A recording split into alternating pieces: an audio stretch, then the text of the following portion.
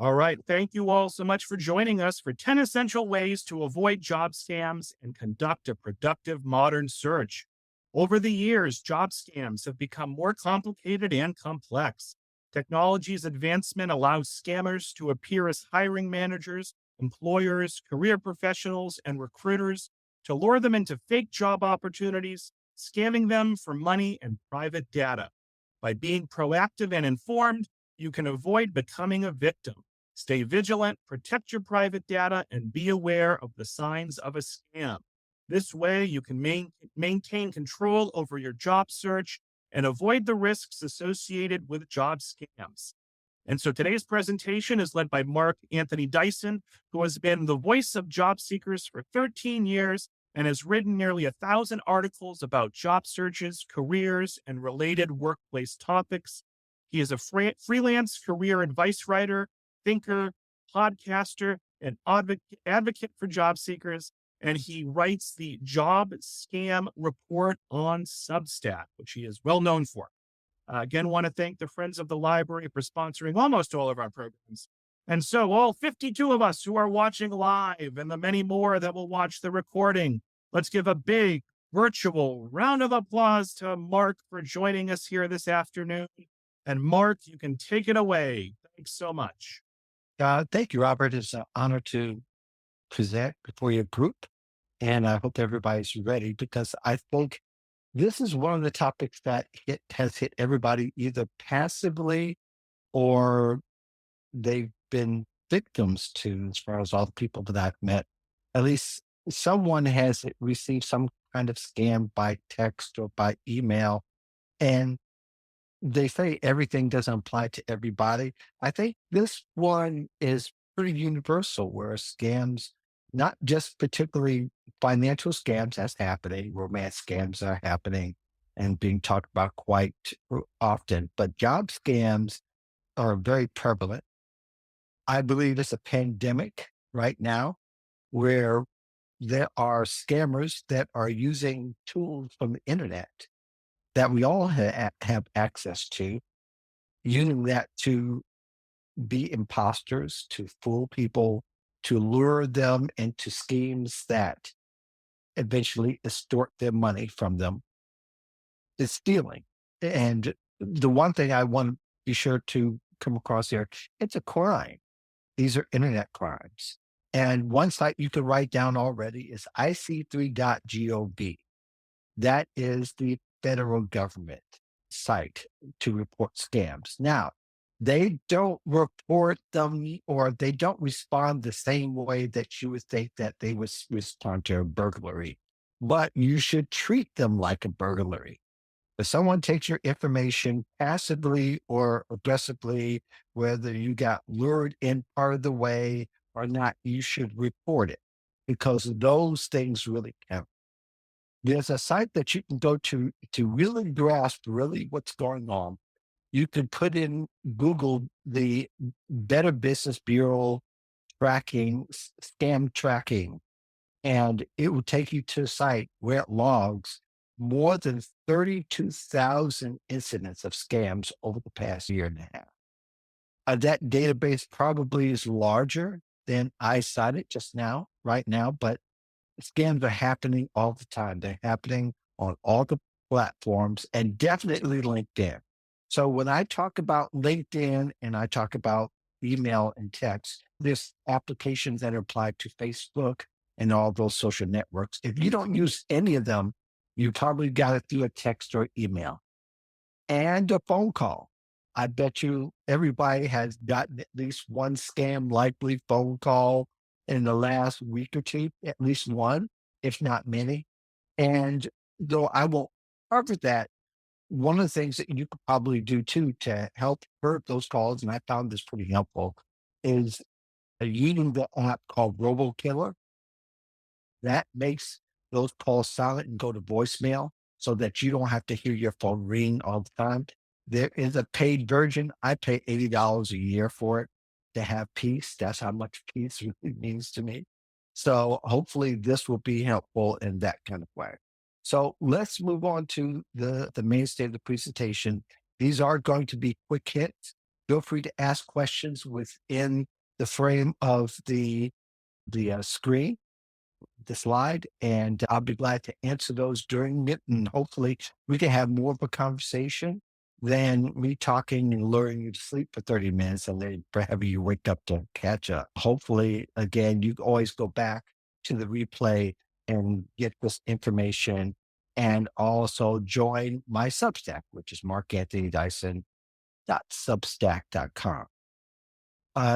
Universally, scammers are using social engineering tactics to lure people in. In other words, they're taking advantage of those who are long term unemployed, who appear desperate, anxious, worried about the job market and the job market stats saying citing doomsday. Those people are the most vulnerable and are low hanging fruit. And those are the ones that scammers usually create victims out of. The 98% I have here is from Frank Abagnale. If you saw the movie To Catch a Thief with Tom Hanks and Leonardo DiCaprio, that was a real life character. And he ended up working for the federal government now as an investigator. And he said recently that like these scam artists and scammers, and especially when it relates to employment, they have 98% of your information already. The 2% are details. Some people put it out there on social media. Others try to keep it close to their chests until it's time to get hired. And what they've been able to do is get social security numbers, bank account numbers, something that's not so much out there as far as the public domain. And they're able to get credit reports and become you. That's the worst case scenario. A lot of people say they took my cash. A few times people have gotten their life savings taken or hundreds of thousands, tens of thousands of dollars. That's something to really motivate you to listen up and see how you can avoid these scams and avoid your personal information from being taken and given to other scammers as well. They also weaponize your lack of knowledge about scams if you're unaware. And a lot of victims, they get attacked at first without even knowing that being attacked. And we say it's attack, but your approach say, hey, this is a great job. Why don't you apply for it? That's what it is attack. And again, it is a crime because it's a fake job looking for an opportunity to take your personal information. Your cash is just the side thing that they'll do, but your personal information actually has a much more value than and that's what they really want, is to get as much information to become you. Scammers, they use really subtle ploys to get to you. They use fake profiles of real recruiters, employers. They use company pages that look exactly, if you don't look that close, they look a lot like the real company. They use websites that way as well. And more than likely, if you've been on a website where a company is, saying that we have jobs, they've taken that information and sometimes even with spelling errors and all that. And that's usually a clue because real companies are not careless in that kind of way. What I'm saying is that these are very common among people who are looking to take your money and people who are looking to scam you. So we'll talk about those things, but this is to give you an idea of who basically they've been able to take advantage of. You're thinking, if you've been a victim, please feel free to share your story because this is important and this is life. And you share your story, even if you didn't fall for it, but you were approached for it by telling your community and your people, and especially your online community, that really adds a layer of protection that scammers don't want, is that they want the anonymity as much as possible. And they want to be able to get more for less exposure as possible. So the more you expose to them, the more that makes everyone else safer.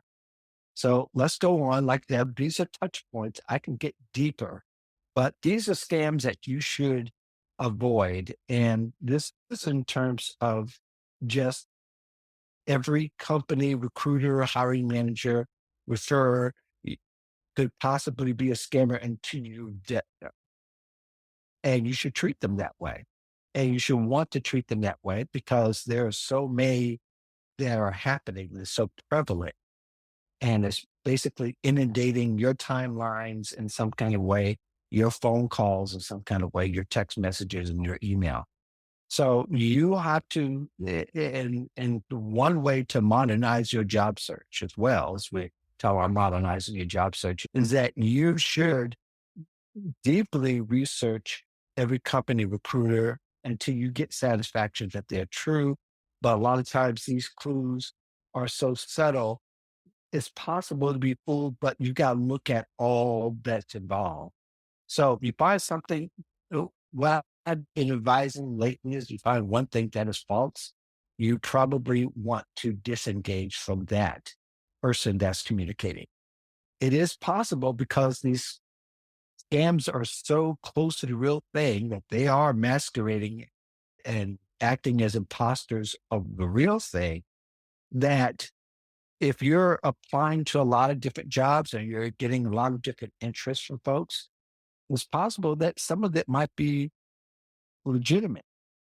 So there might be an opportunity you might miss or two. I'm not encouraging that, but I'm saying for safety's sake, you can't take the chance of being invaded or your privacy being invaded. Because again, you need to treat that like gold. So even that, and I put here refer, yes, even the people who refer you, unless you've known them for years and years, I would be very skeptical and check their backgrounds, and you could do that. Or if you can't check their backgrounds, then you're either going to have a very straightforward conversation and say, hey, I'm trying to avoid scams. What makes you think that you're not, or makes me think that you're not? Or check their LinkedIn profile just to check. If they don't have long histories, or you see a lot of duplicate messages and things like that, and people, or just trying to sell the company by referring, then that's suspicious and you should cut off your communication with that person. And yes, if it's on LinkedIn, if you use LinkedIn, which a lot of us do, and I'm talking in terms of everybody should be on LinkedIn or has been on LinkedIn, but there's a lot of scammers, but there's a lot of great people as well. And you need to be able to tell the difference. You may need to report that person to LinkedIn. So, Mark, we do have a couple of Yes, comments. Tammy I'm said, sure. you asked for this, Mark. So here's some comments. Here we go. Tammy says, I think scammers and sellers are leveraging LinkedIn's open to work banner to identify victims and customers. And then we Mhm. also have Nikki saying, people are posting bogus work opportunities in many local community groups on Facebook. I see them all the time. Work Mhm. at home opportunities are a very popular one. Yep, we're going to get to all those. The open to work is very popular. And like I said, other social networks, there are scams all of the time. And usually a good barometer, that's a little bit too good to be true. Now, that speaks to a person's curiosity, or if they've been long term unemployed, desperate, that speaks to them, and that draws their curiosity. And curiosity is a double edged sword, more or less. You could be too curious to say, hey, let me see how far this goes, or curious about that person and their background. And I'm going to lead with suspicion first rather than with trust. A lot of people tend to lead with trust first. And in this day and age, you almost have to lead with suspicion first, unless again, you've had that long-term relationship with that person and you trust that person personally. Um, but yeah, everybody else should be somewhat suspect. So hopefully, I know we're going to get into the open to work because that's a Okay. whole discussion. One But last question. One last sure, question for you, Mark, and then you can go on to texts. sure. Another Mark wants to know, how do you recommend that we actually vet companies and recruiters? what are like the top three things you think that we should check on? Great question. You're confronted with a company, and let's say you get an email from a recruiter. Everything behind the at sign should match the company. So if you were to take that and put it in the URL or put it in Google, rather, the real company should show up. And if that site is different than that URL, you know that's going to be a problem. Fake companies and fake employers also misspell words. How should I say it? On purpose. In other words, if it's Microsoft, we know how Microsoft is spelled. But if they added an extra T, you definitely should be suspicious and should treat it as such. You should get to the point to where you cut that off automatically, don't respond to it and report it.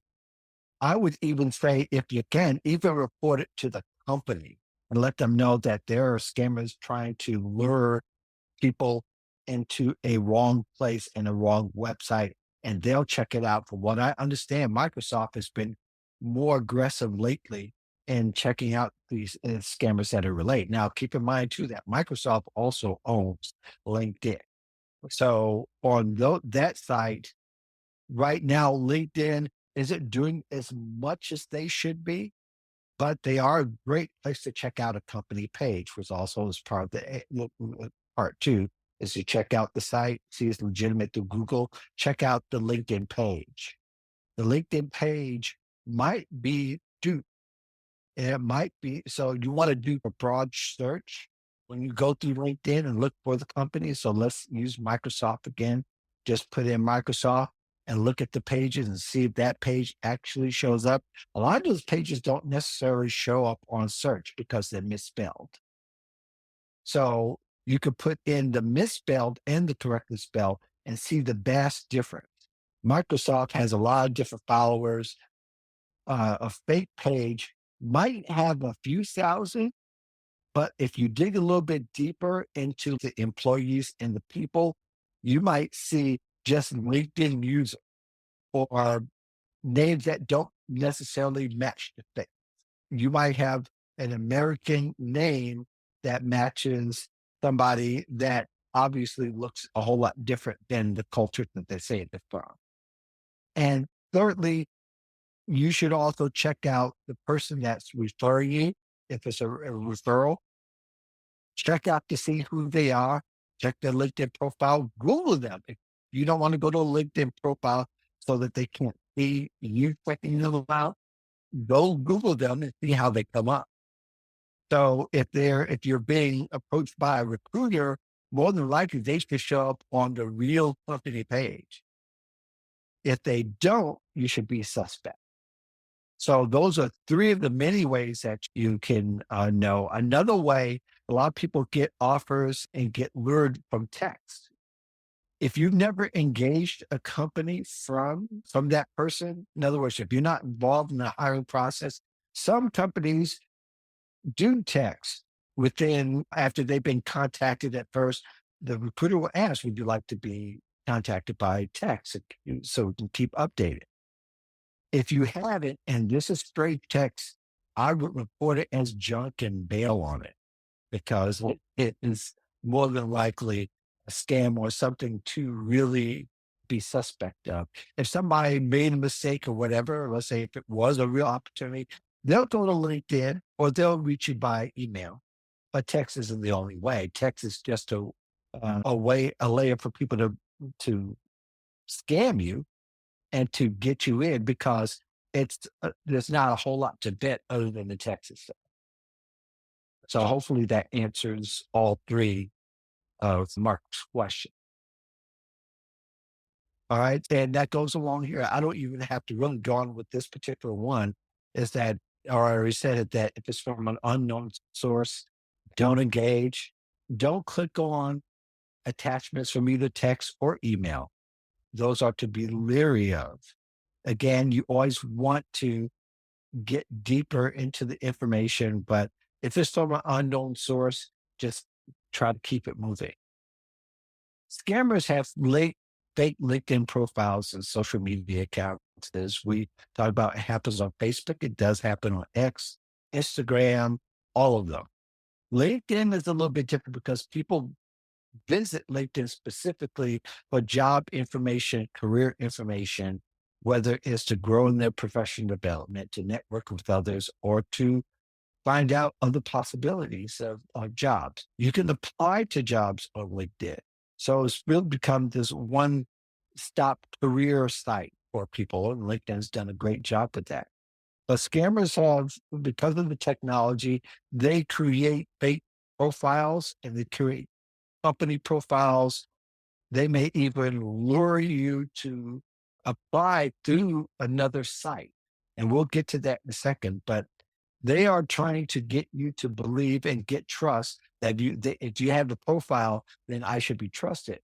But if you dig deeper in the profile many times, you'll find that there are dates and places and things that look more like they were copied from another profile that was a real profile than that person's profile. And there's a lot of red flags that will be raised through that, even if you look at it. But if you look at people's past posts, that's a very interesting and telling sign of the activity.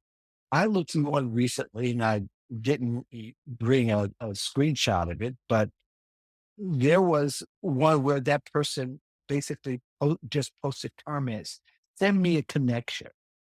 And that had a lot to do with the open to work banner that I know that people are asking about. You may have even seen a banner called hashtag desperate, but the open to work is something special. I'm going to get to that in a moment, but that's really important because a lot of times people are targeted because they have that banner or because they use the hashtag is the one that actually generates those fake profiles to say, send me a connection, like they're going to be really helpful. Likely they're not going to be helpful. In fact, they'll deter you the wrong way. So you want to watch for those, avoid them at all costs. And feel free to expose them as well. It takes a certain amount of audacity to do that, but really that helps their LinkedIn community. If you get a chance to look for a guy named Jay Jones, he's called the Profiler. I'm giving him a shout out. He's great at exposing these STEM profiles that are great. He's specifically from people who say that they're resume writers, career coaches, etc. People are supposed to help you build your marketing materials and get you ready for interviews. And those are his specialty in particularly.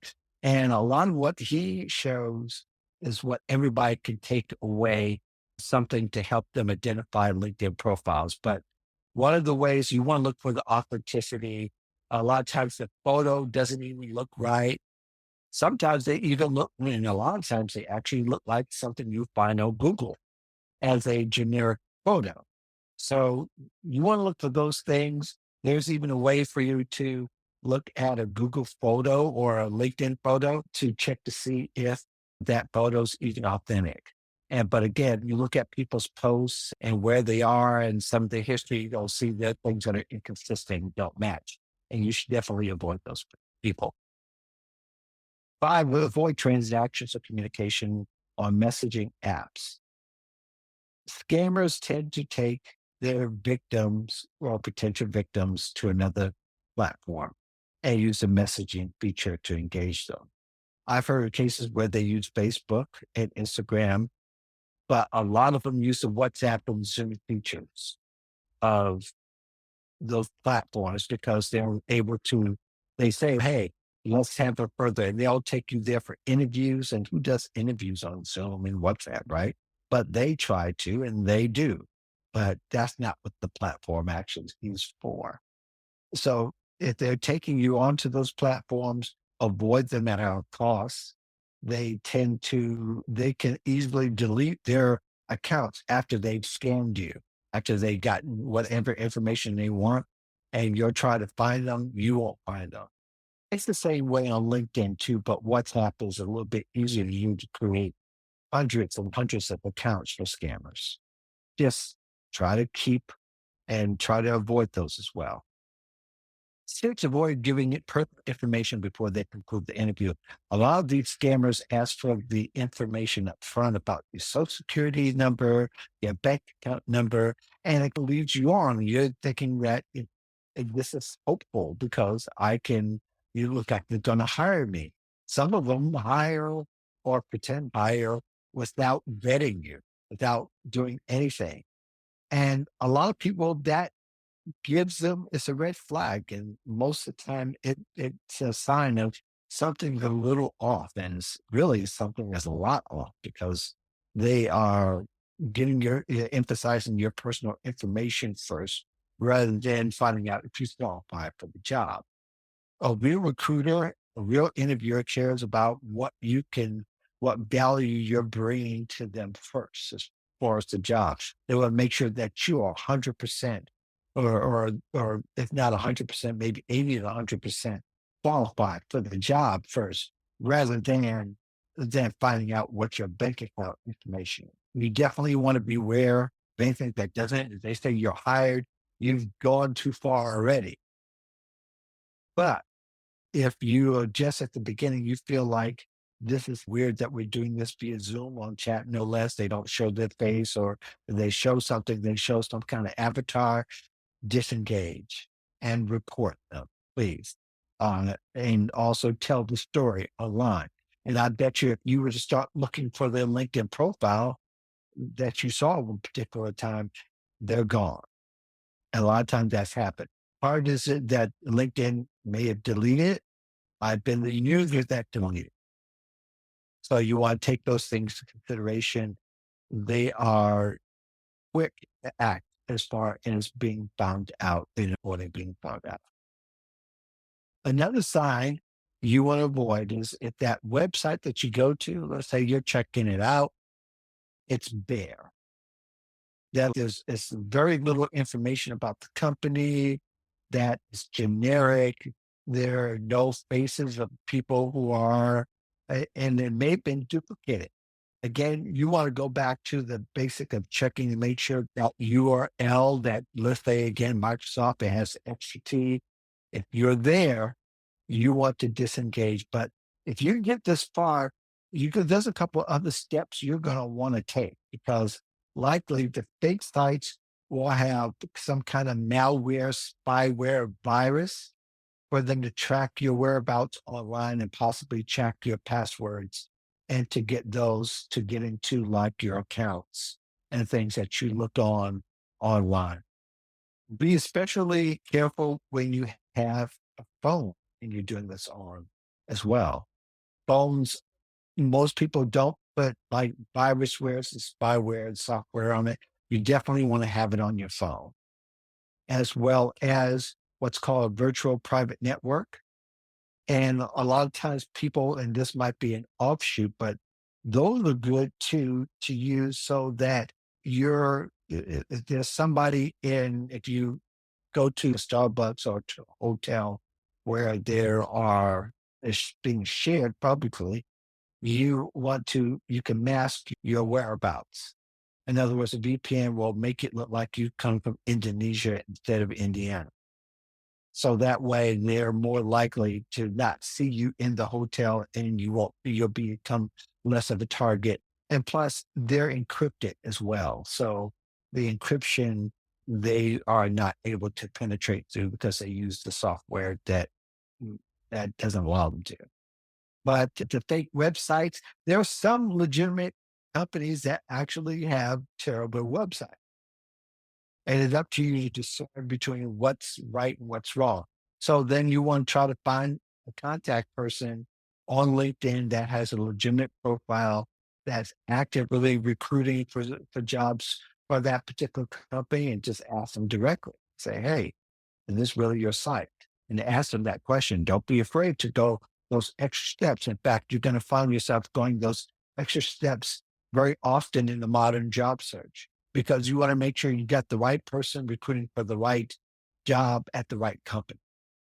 So all of that makes a big difference. It'll make a big difference in your life. And you really don't want your personal information gotten by the wrong person because they are very aggressively looking to become you.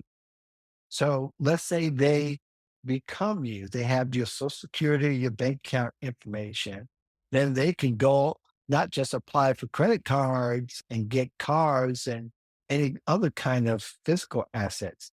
They can also make your name look bad by applying to a bunch of jobs in one company. Now, if the company sees that one person is applying to a whole bunch of companies, you know what they do? They blacklist them.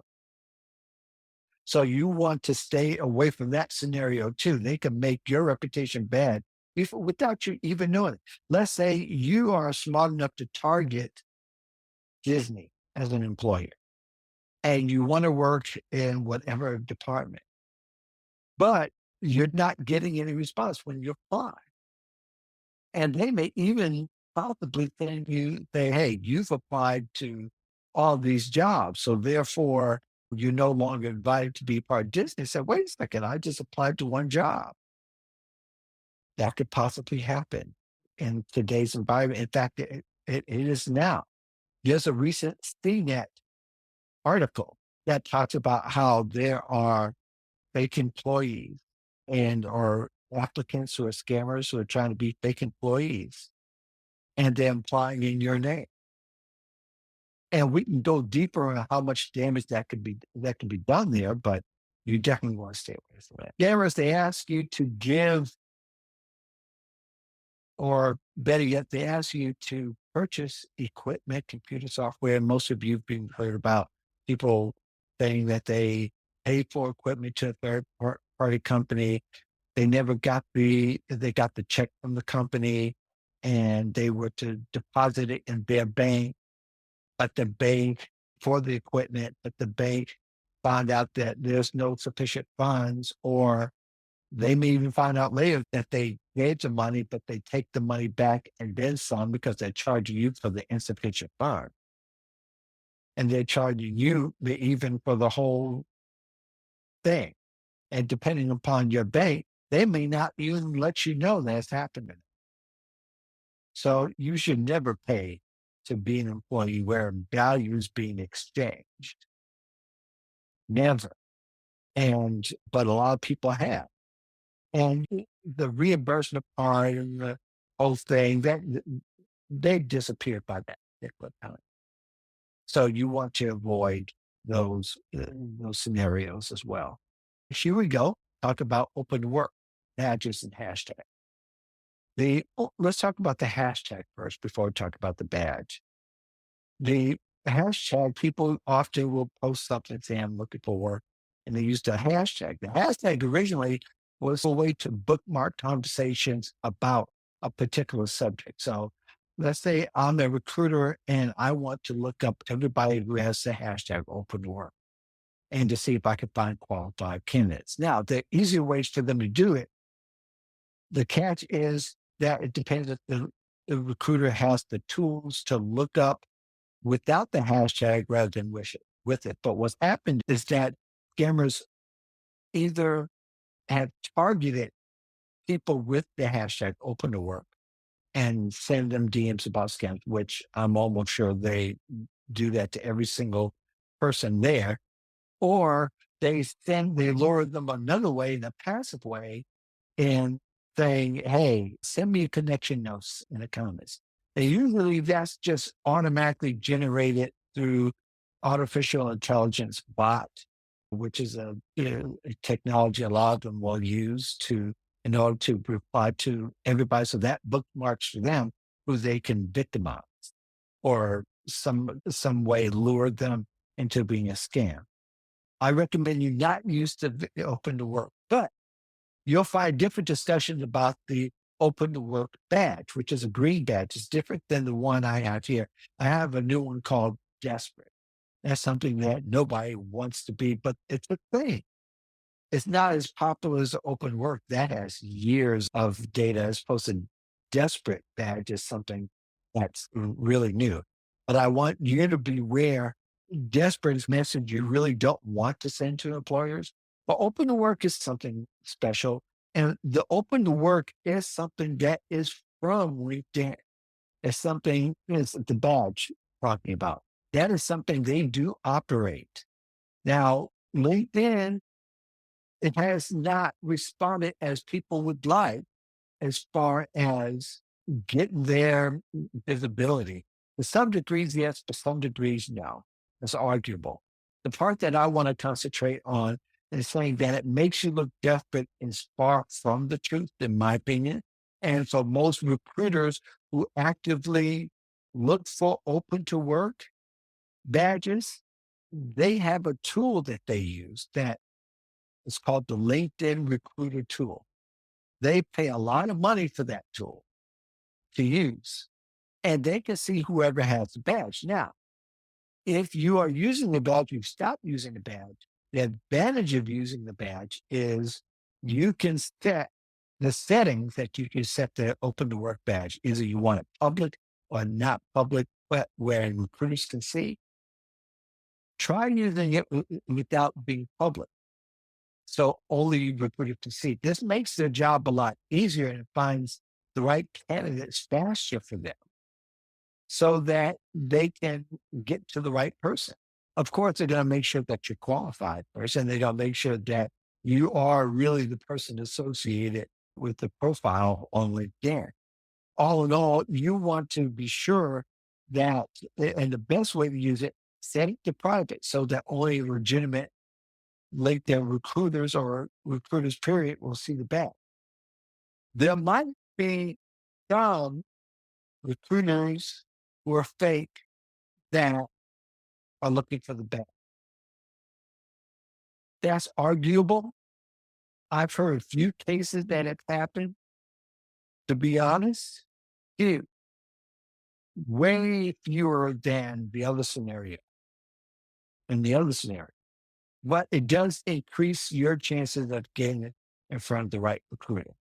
So it's better to set that badge in private so that only recruiters, and that way you cut quite a bit of people who can have access to you and your situation. And finally, it is more that I can go to, but I try to cover the 10 that are most common here. Is that, and I talked about before, is that there's those who are pretending to be resume writers and career coaches, people that you would pay money to have them develop a resume or to give you advice or to help you prepare for interviews or what have you. There's a lot of them do that. And the common scenario is that the scammers are copying well-known, even people who have companies, and they have create company pages, individual profiles, excuse me, and they're able to replicate their profiles in such a way to make them seem like they have all the credentials. When really all you have to do is take the name that they said that they are, and you can go to where the credential, like for instance, as a CPRW, you've probably seen that a lot, or Certified Professional Resume Writer. There's a site you can go to check out where they are. You can just Google it and check their name to see if they actually have the credentials. You can also Google a little bit further to make sure that they have that their photos are matching. Go to their sites and make sure that again, another case where you have to make sure that spellings are correct. And sometimes they even use, it could be one T, it could be one S away from being the correct site, excuse me, the correct site. So you want to check those. You want to check reviews. Sometimes they're fake reviews. You could go on LinkedIn and check the reviews and then check the person that's reviewing to make sure that they're a real person. The fake ones always have the fake people that are actually doing it because they do it in rings at night, steal something. And again, they'll try to steal the credentials, but usually the ones that I know have a great internet presence. So it's hard to duplicate them. As opposed to if somebody's just starting out in business and doesn't have a large following or business yet, they might be more, have a chance of being duplicated, the information duplicated. So you want to keep that. And just to wrap up, to talk about ways to modernize your job search, I talked about a few of them already, but to kind of recap, definitely consider safety first and stop applying to hundreds of jobs per month. It is no longer a numbers game like it was back in 1999, 2000, where you go to Career Builder and you can apply for 5 jobs, and probably 2 out of those 5, you can almost assure that you'll get a call for an interview. You want to vet everything that anybody says. In fact, I would even go on to the next one is to so that you want to target the real companies. Just be aggressive and just your 10 to 50 companies where you want to work. That idea that you've researched, they have all the right things that you want and the things that they can do for your career, that there's some exchange of value where you can add value. You feel great about the culture from what you've read so far and that you've researched. And it's better that way. So that way you're not tempted by all the offers. The one way takes the way I suggest you do it takes a little bit at first, but ultimately it's better. That it comes the more that you target companies and start reaching out to them and start finding ways to maybe even networking into a job or into a company, which is my next one. That's a great way to strategically do it. LinkedIn is still the best place to do that and to engage other people to find out what they do and see if they can bring your name up or if they can give you suggestions or tell you about the interview process. Anything to give you a little bit of a leg up really helps. And finally, security tools, definitely, I'm going to emphasize your phone, having the right security tools, avoiding the scam likelies by using RoboKiller. For VPN, they are free. If you use iPhone, they have a VPN along with it. Although I tend to use IPVanish, which is a company that has been doing it for a long time. I pay the yearly subscription so I can have all my devices under one to keep them safe because I do travel and I'm in hotels and Starbucks and Panera Breads to use internet. So I hope all of that really helps. And we didn't get a chance to talk about the other things about the rise of artificial intelligence and deepfake videos and some of the other things you see here. But that's why I created the Job Scam Report so that people want to go deep. Right now, a lot of that content is very free. All you do is just go subscribe to it. I'm not selling a whole lot just yet, but in the future, it will come. But I definitely want to be of service first, which has always been the case. That concludes the PowerPoint presentation and probably went along a little longer than Nailed it. Robert because of the Well, beginning. no, you But did great, Mark. You did great. And I stopped asking questions because I was going to keep derailing you. So I think we still have plenty of questions to get to, though. And we'll take okay, about 10 minutes and try to knock out as many as we can here. okay.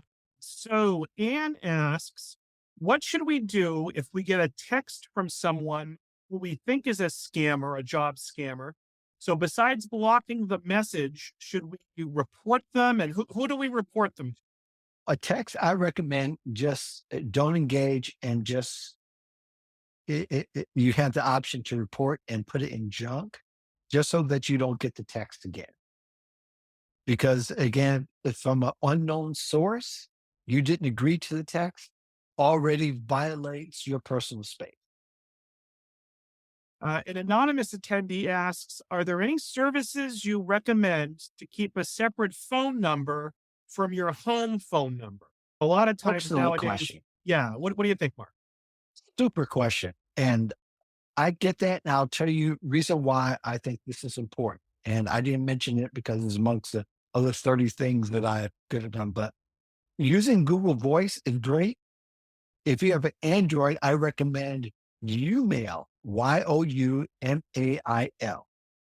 And those two will give you, how should I, screen numbers that actually the phone number still, and people contact you. If you use that during your job search, you're putting things up on job portals or you put it on your LinkedIn. That way they don't have access to your home number or your cell number.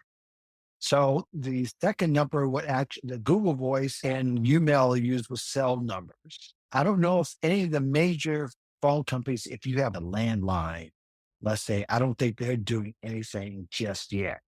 But I know we got rid of our landline. There was just too many scam calls. And we know a lot of people. So we didn't want that to happen. And it took me some time to do it, but to decide to do it. But finally, my wife and I agreed that this is time to go. And it's been much more peaceful since. Email, Google Voice, if you already have a Gmail, it comes as part of the suite. Christina has a question, or really it's more of a comment that maybe you can react to. So Okay. Christina says, I believe that it's not legal for an employer, recruiter, or website to request of a job seeker their social security number and their date of birth. If I see one that does, I usually enter 9999999 for my social security number and something Mhm. similar for my date of birth. And I never enter my home number on the address line. And if not required, I don't even give my street name. So any thoughts, Mark, on that? Have you come across companies that will request a social security number for a job seeker? Yeah, a lot of them, and I stated earlier, they asked early on. The scammers will ask early on, even before they get to an interview of that information. And employers just don't do that. They don't ask for that until they know that you qualify. They're going to invest in hiring you. And in return, you're investing in giving them the value you need to promote the company. So really, if it's at first, you shouldn't give any. Why go through all that information? But if you get to the end and you're still suspicious, then you can cut it off at any particular point if you don't trust it. The advantage, they're making sure too, keep in mind, they're making sure that you're a real person with the real credentials as well. So you're vetting each other. So you want to give, when you say home number, I guess these days that would be your cell number. But if it is a landline, then give them your cell or give them that Google Voice number. But yeah, you want to make sure that person is legitimate for them for a social security number, and that's something that's essential because that has to do with tax on both ends for you and for them. So you want to keep those things in mind in the application. So just I'm assuming the context is that somebody's fake. You shouldn't even give that much that you're going to give them any information because it's a waste of time. So Tammy wants to know, do you have any thoughts on LinkedIn's new verification feature? Yes, LinkedIn has a new verification feature that is better right now for individual accounts rather than company accounts. Company accounts is they don't use the verification the same way. There are different companies that LinkedIn uses for verification. One of them is Clear. Clear is the same thing you use, some of you may use for travel to get to TCA faster and skip it even. Those are fine. There's some other companies they use, but they're using legitimate companies for the individual accounts for verification. I think that's one of the things you could actually look for. Although there have been some fake profiles with verification and people with thousands of followers and connections, but then you gotta also dive a little bit deeper as how they behave online. Do you trust the way that they interact with people? And if they don't interact at all, that should be suspicious as well. If you have a few thousand folks, but you don't interact with anyone, how did that work? So verification, I think, is a very good thing. It's a step in the right direction. And especially if you're meeting people who are new, then, or you see somebody you want to connect with new, that's a better way to connect, though everybody hasn't used it yet. And I can go deeper than that, but I think it is a good thing. So Angela notes that some gig-based companies like Trusted Herd and InstaWork will ask for social security numbers before applying for gigs. And Angela says she always enters in fake social security numbers. And then Georgia points out that several federal agencies like the post office will request your social security number and date of birth when you're initially applying. And So and and that's and I was going to say they've been doing that for decades, so that we know that's going to be a trusted source if they still do it. If they still do it, they've a lot of them, like when you apply to a federal job, it's likely they ask for a lot of that information first, in addition to everything that you've ever done. But that's a very secure site. I haven't heard fake employers on usajobs.gov is the site for federal. So yeah, if it's a startup or if it's NVIDIA, some of those sites have pages, which you should look for, by the way, to see how their hiring process is to be handled. If somebody approaches you and says they're doing something special, but their pay says something, I disengage automatically from that person that's referring you, because NVIDIA has very clear, and so do many other companies, have very clear standards and policies of how they go about hiring. So, folks, we've hit 3 o'clock. There's a couple of questions we didn't quite get to. However, I am We going can to answer those. I got a good, couple of minutes. good, We Mark. can We just answer started a those. couple of minutes late. Yeah. All right. First of all, Bill in the chat put a link to a list that's curated by mass.gov. So our state government has a list Okay. of recruiters and staffing companies that are legit. So these are all Mhm. Massachusetts-based ones. So it's not going to Okay. help you verify if they're from another state or another country. But at least for Massachusetts ones, there is a list on the state website. That's good to know. Yeah. So Ethan has a question, says, in the past, I was able to detect and avoid job scams. However, I must say that I have not done such a good job lately. I think some came through LinkedIn where I lowered my defenses and I responded to those too quickly.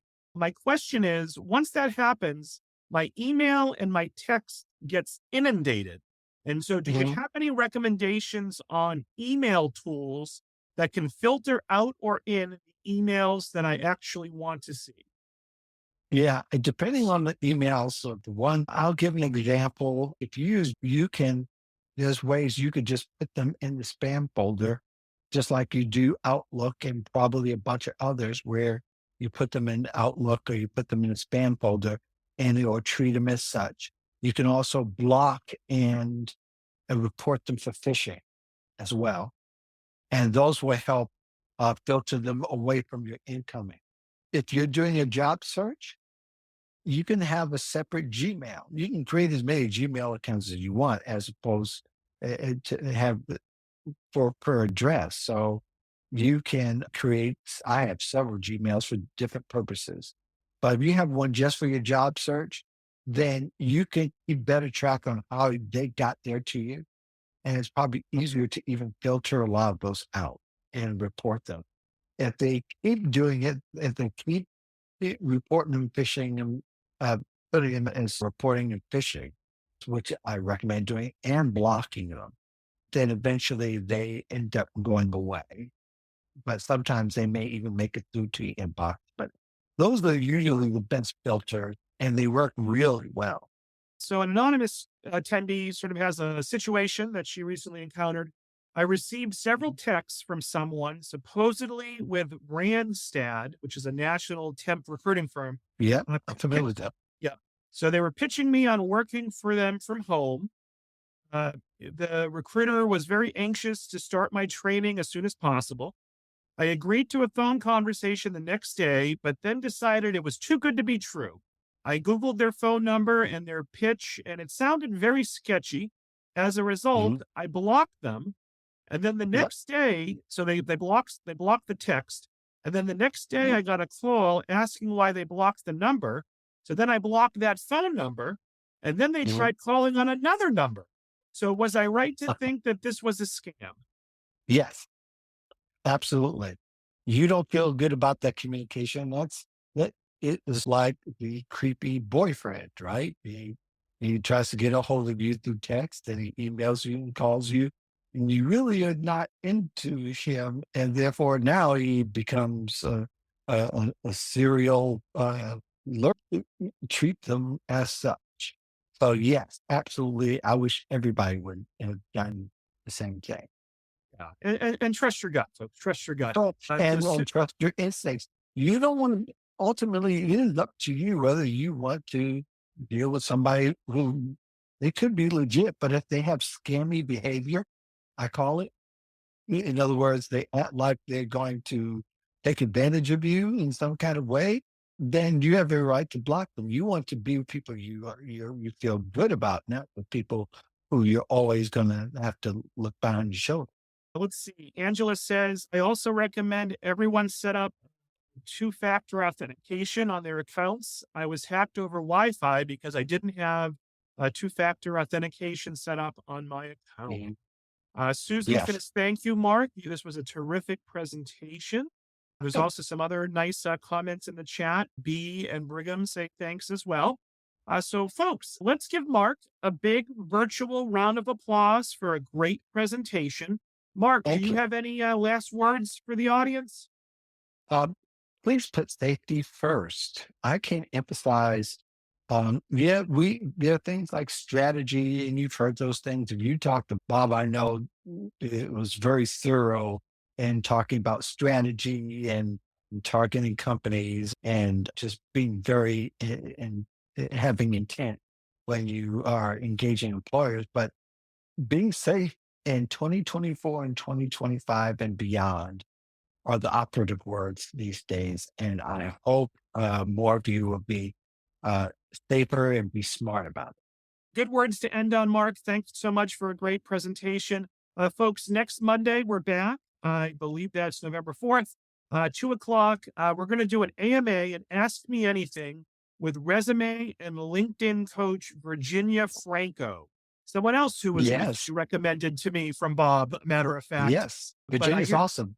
yeah, that's what I hear. I hear Yeah. some Virginia's awesome. Yeah. nice. I love Virginia. I know her. Yeah. Yes. Excellent. You all know each other, I feel. So, folks, bring your questions for Virginia. Okay, it's going to be very interactive. Looking forward to that one. So, thank you all so much. Make sure to take the feedback survey when you exit the Zoom and look for an email from me tomorrow with a link to this recording and information about some other upcoming webinars. So, thank you all so much, and I hope everyone enjoys the rest of their day. Thanks again, Mark. Thanks. Bye, all.